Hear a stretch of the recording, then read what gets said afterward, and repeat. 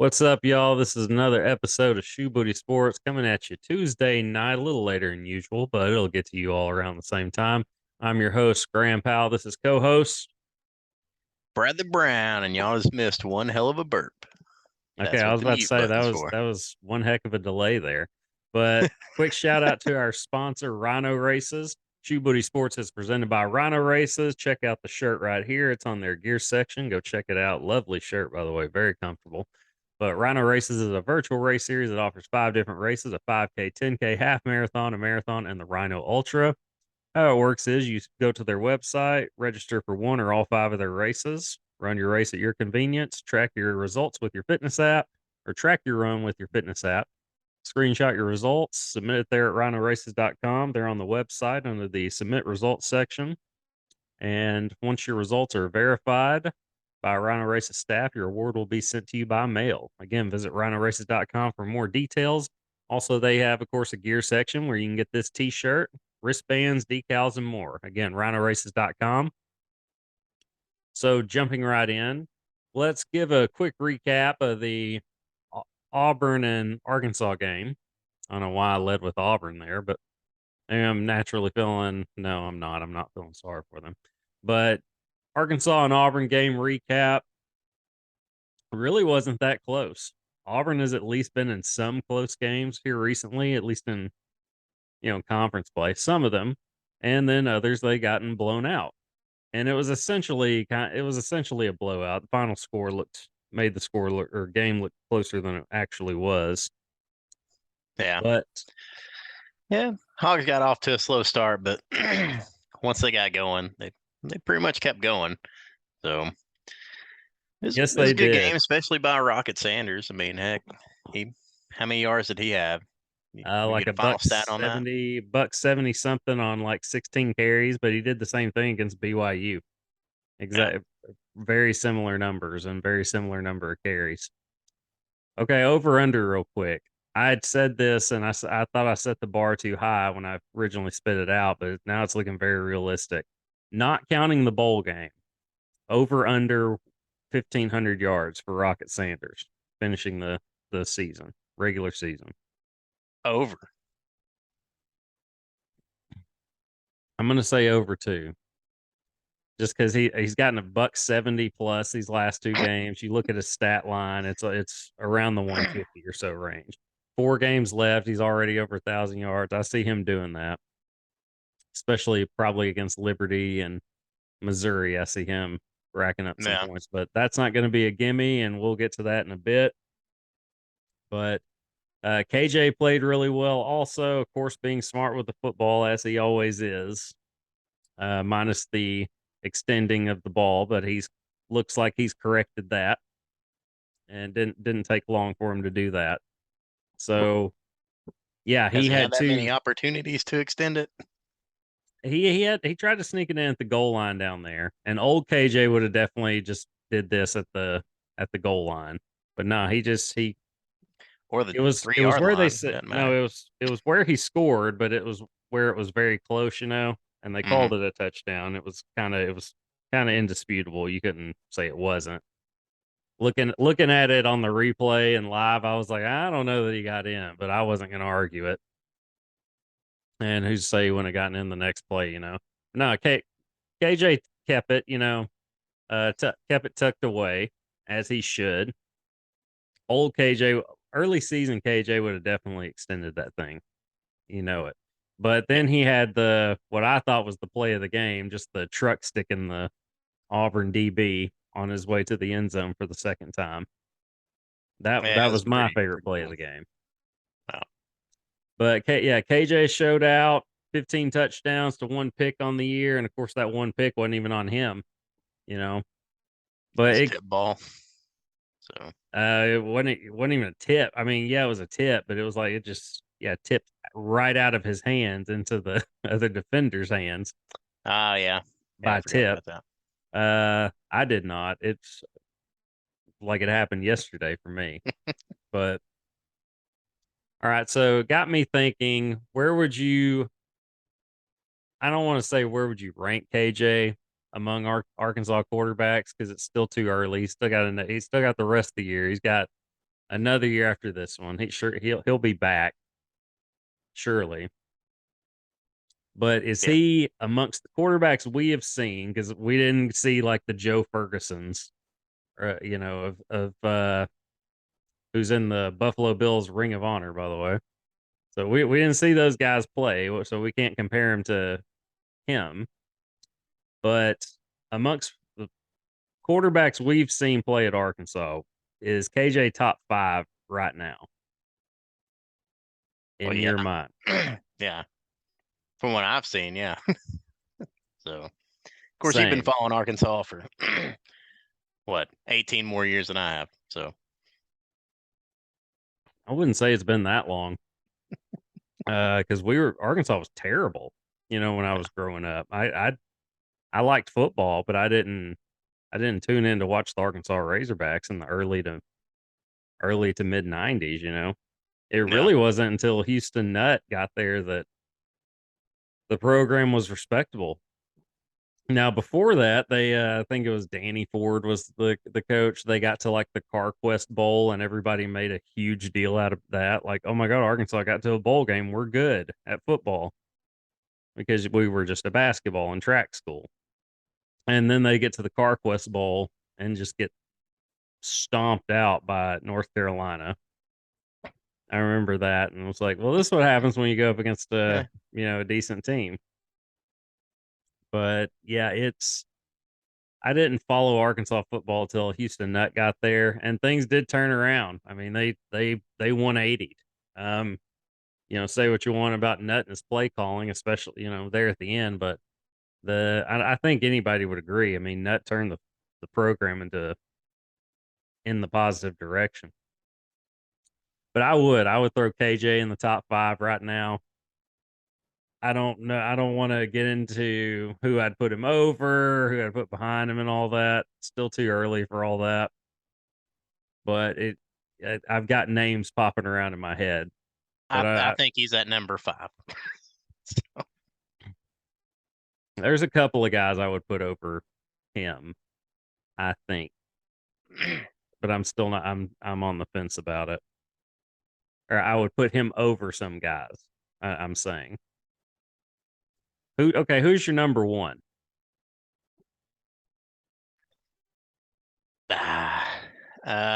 Like talent wise, or No, just who. Well, yeah, I mean, but all I of mean, it. who do I? Yeah, I mean, had to been Mallet, right? That's what I'm wondering. Probably so. It's kind of hard for me to admit Such a that pretty though. deep ball, man. Yeah, I know it's Yeah, really hard to. I mean, if only anyone had a Scantron for Ryan Mallett. I mean, he might be yeah. in different places, but yeah, I mean, I'd say him. Just I probably would too. 'Cause who would you? I mean, who would you put like above him, right? But as far yeah, as just time, just I mean, he did, but he won. he I mean, almost beat Bama. He almost beat Bama. he did. Um, threw Uh, a couple of picks there late too, but then yeah. again, we wouldn't have been in that game without him. He had that deep ball on the first play of the game that Mm-hmm. really shook the stadium down. Yep. So I would probably, yeah, gosh, I would Yeah. probably put Mallet 1-2.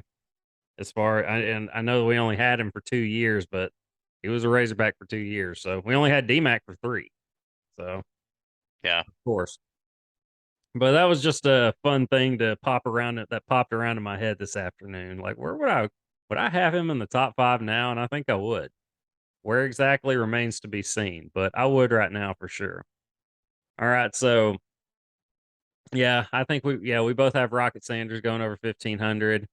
On the other side of on the other sideline in that game, of course Auburn loses, drops them to 3-5 on the year. I think like 1-4 in SEC play now. And of course, that led to Bryan Harsin getting fired on Monday. And you could just tell by the way he exited the field Saturday. He just had that kind of look and hug, he, like gave his wife, I'm guessing, and family a hug, and it was a hug of, yep, this is it. I might as well go just pack up the office. And sure enough, Monday, he gets the word that he's no longer the Auburn football coach. Harsin, looking at the numbers here, less than 2 seasons, spent there. 9-12 overall record, 4-9 in SEC play. That is 4 more wins than Chad Morris had in league play.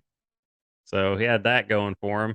Bad comparison though. If you don't want to be compared to him, probably Scraping not. the bottom of the barrel for that one. Yeah. Yeah, probably. I'm trying to be a half full guy over here tonight for whatever reason. In other news, the Phillies just suddenly have 7 runs on the board. Do you have that game on? Yeah. Jumping subjects. What is it? 7-0 7 still? to nothing. Yep. Yeah, Bryce Harper, he's putting together quite the postseason, by the way.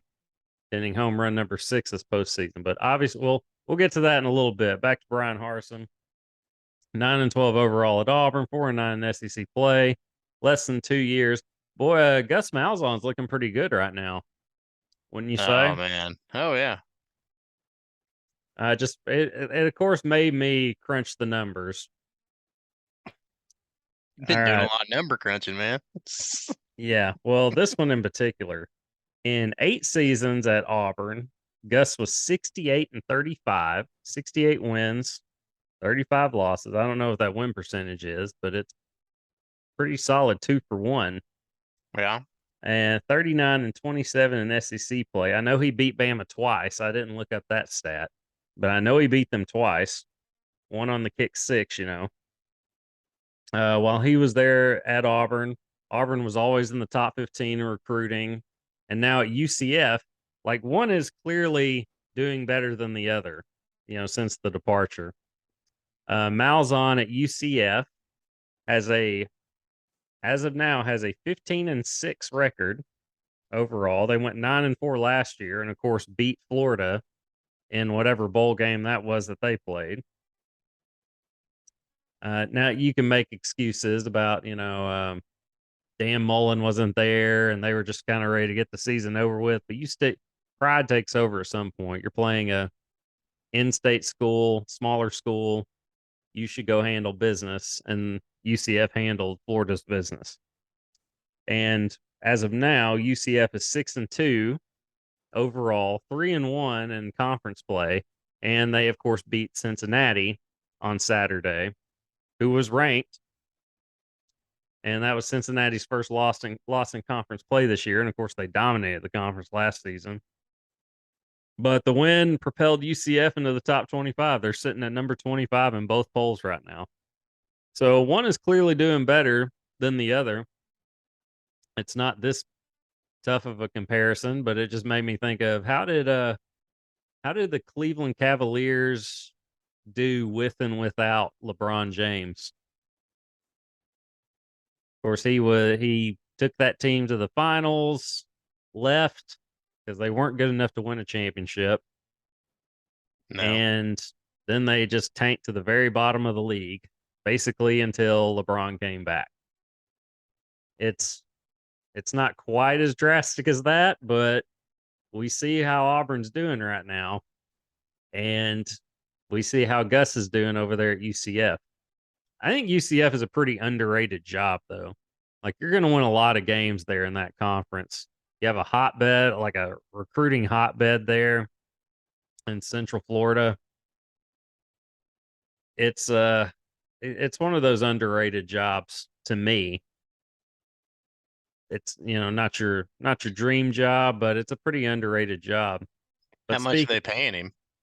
I don't know, but he's winning games and he's having fun. Yeah. He's From probably what getting I've paid seen. something comparable to his old money at Auburn. But who knows? Well, There are a lot of people do, but we don't. Well, he's not needing it. He had a 20-something million dollar buyout. I think Auburn paid him, right? Yeah.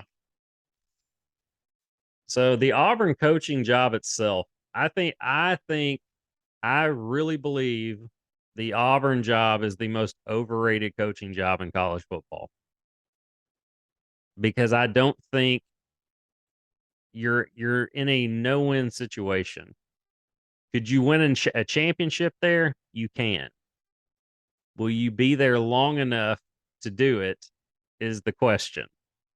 It's a fan base, and I say overrated because it's a fan base that will never be satisfied.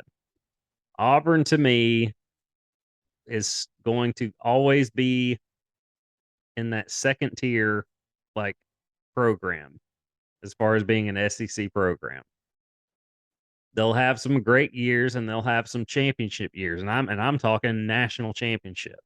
It won't be, I mean, it'll be few and far in between. You know, they're not going to be in the college football playoff every year like a Alabama or a Clemson or a Georgia or something like that. But it's just not, they are what they are to me. Like they're going to have some 10-win seasons, some really good seasons, but in between those seasons, they're going to have 7, 8 wins. And that's counting the bowl game. And that doesn't fly with Auburn fans. No, doesn't cut the mustard. Exactly. An announcer said that during the Razorback game. 9 wins isn't going to cut it at Auburn. So what Auburn coach has been around long enough to go off on their own? When's the last time that's happened at Auburn? If ever, I'm sure it's happened at some point, but it doesn't feel like it's been, I don't want to say in my lifetime, but since I've paid attention to college football. Yeah. Because Tuberville gets fired, and he had a winning record at Alabama. But you could almost understand that one to an extent. It felt like Arkansas beat them every year that they played when Tuberville was there. Of course, they didn't beat them every year, but it felt like that. It felt like Auburn was a very winnable game. Like Fred Talley is still running. He's still racking up yards against Auburn from that day. It was the most yards I've ever seen anybody run against any team. Like Fred Talley just went off. He got like 600 of his 1,400 yards or whatever it was that year, just in that game at Auburn. It felt like anyway. It still feels like he's running. I don't think the record books will agree with you, but yeah, it probably felt like it. That's what it felt like. You know, because we were underclassmen in high school and I remember watching that game and just him going off. But since, I mean, it's just been a coaching carousel, you know, ever since then. I mean, you know, Chiswick has the one good year because he has Cam. Yeah. And Gus, you know, Gus had some talent, but a lot of it, I mean, was coaching too, you know. What was the quarterback's name? Nick Marshall. Yeah. Yeah, and they had some luck, obviously. The kick six and the deep ball that got batted around and ended up in the receiver's hands that went head for the go-ahead score against Georgia. Yeah. Like so much magic had happened that season, which you need. Yeah. But I just and in fairness, in Gus's final year, they went 6-4, which of course definitely doesn't cut it at Auburn. Really anywhere. I can understand that, but it was 1 year. You know, it was 1 year that they were there, and they were constantly in that, you know, 7 to 9 win range. But that wasn't good enough, as we know, as stated by the announcer and all that. But looking pretty good now, considering what they've seen this year, and I don't even remember how they finished last year. Wasn't that great, was it? No, they lost their bowl game, so they finished like, I don't know. And that was with Gus's guys, you know, that was Gus's recruits.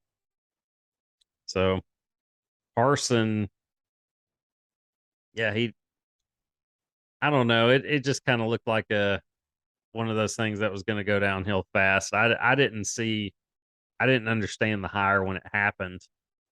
I remember when it happened. Anybody did. Well, when it happened, I thought they think this is an upgrade. Like a lot of Auburn fans were optimistic. Because it was like wishful thinking, though. You know, but looking at it, I'm like, all you did was just get the guy that followed him at like Arkansas State. You know, I Yeah. didn't understand. I didn't understand why anybody thought that that would be an upgrade. But of course, the AD isn't there anymore either. That made that hire and let Gus go.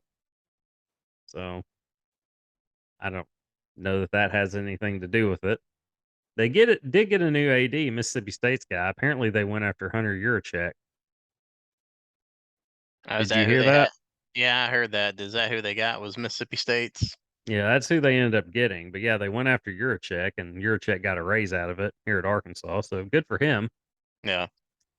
But top to bottom, you could argue Arkansas is the best overall athletics program. I don't know about the country, but in the SEC, top to You bottom, you like can make every that sport. argument. Yeah, every sport. Yeah, you can make that argument. But I'm not gonna, but yeah, I'm you can not make that. either. But but you could make the argument, like I said. Yeah, we'll just come off as being biased. So Well, you legitimately, yeah, but you legitimately could. But the yeah, track team hasn't been as dominant as they once were.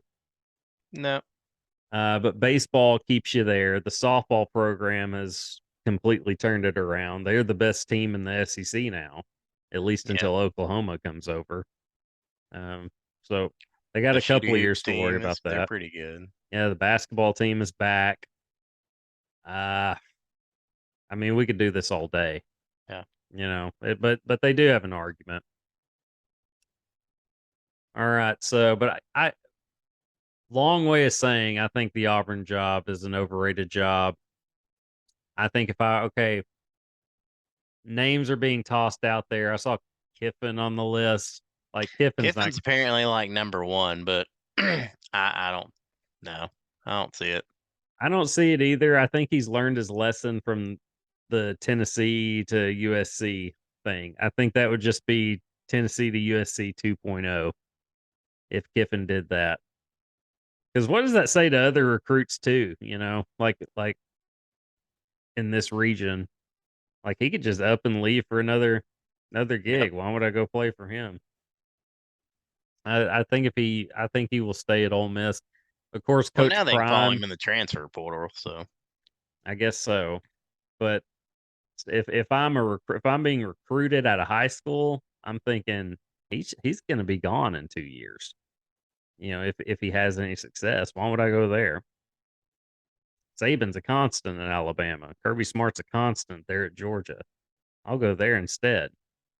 This Tennessee coach, although his name's getting tossed around in a yeah, NFL job. So NFL jobs, but that would be what would pop into my head. And if I'm the father of like a recruit, like, how do you know this guy's going to be here in a couple of years as far as Kiffin? But of course, this is just from name being tossed out there. I don't think he does it. Of course, Coach Prime's name is very popular right now. I think that's who they should get, but I don't know if a lot of the fan base likes it. But my I dad can't don't. get over the fact that they call him Coach Prime. I'm like, he's a Hall of Fame football player. They can call him whatever he wants to be called. So That was he's the nickname coach. Prime. Yeah. It's his swag. It's what separates him. He's gotten top tier blue chip recruits to come to Jackson State. What do you Yep. think he can do at a major university like Auburn? But Yep. then again, I don't think it'll happen. Auburn likes to do things a certain way, as Greg McElroy pointed out, and it's a very old school traditional way. I think in a lot of ways, I want to be careful about how I say this, but I don't think that Coach Prime would be hired for similar reasons as to why Turner Gill wasn't probably hired over Gene Chiswick. Makes sense. Yeah. I just don't know that, and it's not even completely like a race thing, you know. Like I think like I won't beat around it, but I think Coach Prime has a certain swagger about him, and just the way he carries himself and that coolness vibe, that sucks in a lot of people and like myself and like these younger recruits. I'm like, this is dope. This is awesome. That's not going to mix well with that old brass, at Auburn on the board committees and all that. That would be kind of like oil and water. Some Yeah. would be good with it, but a lot of them wouldn't be. So for that, that's really what I think about when I think of whether or not he would be seriously considered for that job, if that makes sense. But I like what he's doing at Jackson State. And yeah, well, and Prime wanted the Florida State gig, and he didn't, he got essentially turned down for that. Imagine what he'd be doing there at Florida State right now. I'd have to dust off my Florida State gear, Yeah. if he were there now. Okay, I did have one name come to mind for Auburn, which this will probably be a two-part episode. I don't know how long the second one's going to be, I but probably know what you're gonna say, but what am I go going to ahead. say? Go Shoot it ahead. out there. You Go ahead. probably know. A motorcycle accident. Yeah, Petrino. Yeah. That was the main name that popped into my head for. That's who I don't want them to get, dude. I don't want Petrino in the SEC against us. No, not with Auburn's recruits. You saw what he did to us with Dude, with Missouri Missouri State. State. Crap, dude. But here's the main reason I think that Auburn wanted to hire him. Yep. Well before he took the Arkansas job. What, from Louisville? And for whatever reason, something got out and that got nixed. I can't remember exactly what happened, but they wanted Petrino, and Petrino was going to accept. And some complications happened, and they didn't. It didn't happen. But yeah, they may see what he did to Arkansas with Missouri State players. But then I thought that was the main thing. But then I looked at Missouri State's record since that game. I think they lost 5 in a row. So they're not having the best season. Well. But it No, could still. If I was them, I'd be going after Hugh Freeze too. So Yeah, I know he just signed an 8-year deal, but there's always a way around that stuff. They find it all the time. So yeah, speaking of Hugh Freeze, that's who we'll see. That's who we'll see Saturday in Fayetteville. We being Arkansas, son by sports host over here, which we are, but we're Arkansas alums. Of course, we're going to say that at the time. Who you picking in that one? Of course, Liberty, number 23 in the nation right now.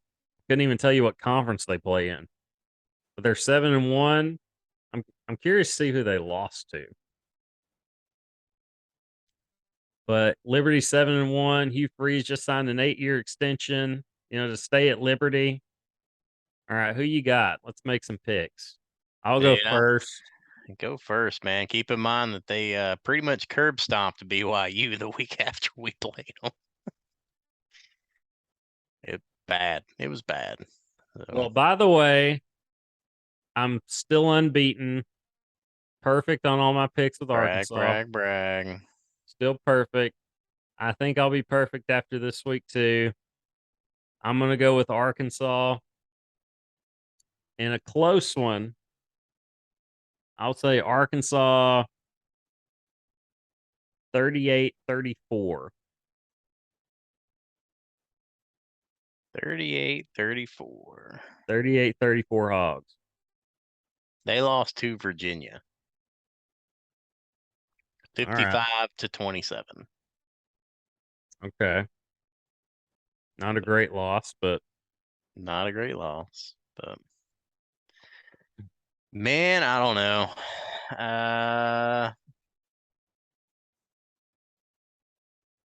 Yeah, I'll say 35. 27 or something like that.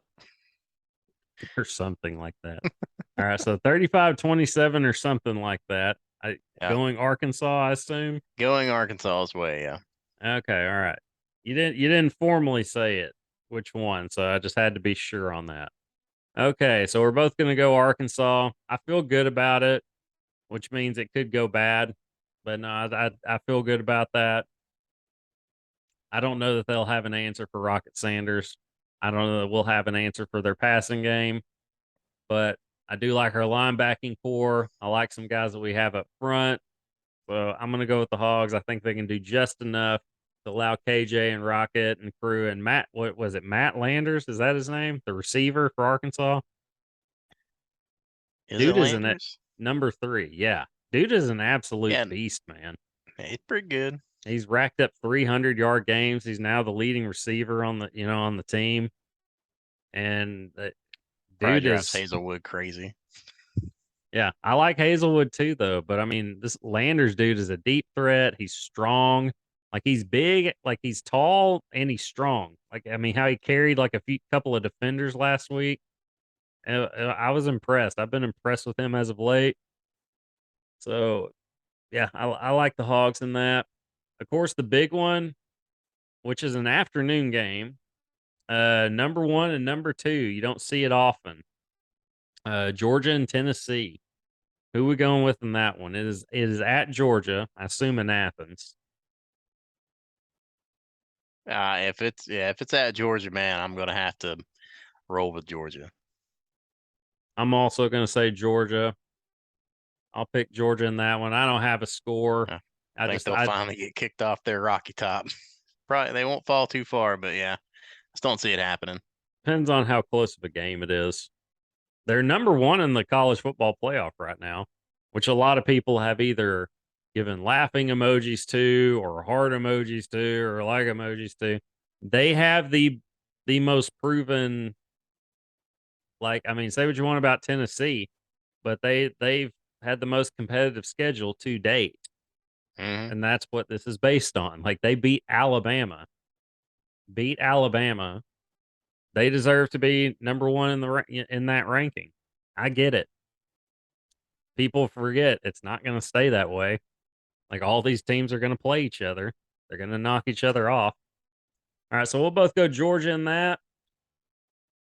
Okay, some NFL stuff real quick. Lot happened. Trade deadline, of course, the big one to me, Christian McCaffrey, going to San Francisco. That happened last week though. Yeah, And but he exploded this week. but he showed up this week. Did something that LT hasn't or no one's done since LT in 2005. Threw for a touchdown, ran for one, and passed for one. This is the Christian McCaffrey I expected when I saw that he had gotten traded to the 49ers. I was like, the things Shanahan is going to do with this guy, it's going to be more of this stuff rather than what you saw the previous week. Of course, just getting acclimated into Yeah, the he only had offense. what, 1 day of practice with the Yeah, team before last game. probably Yeah. so.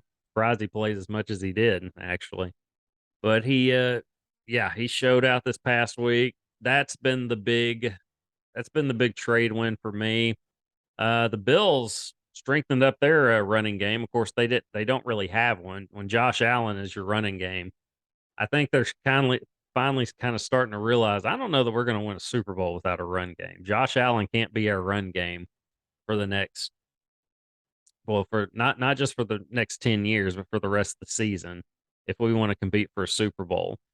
Philly can run the ball, Kansas City can run the ball. You need a running game in order to win a Super Bowl. Josh Allen can't be your run game and your passing game. I like Singletary. He's a decent player, but they just I don't know, they can't establish a run game for whatever reason. So I like the trade. Naheem Hines, the Colts running back. That's who it is. So I like that move. A last second thing there. Um, Another All big right, one. I think they already have too many mouths to feed at the running back for the Bills, but whatever. Then I have Singletary.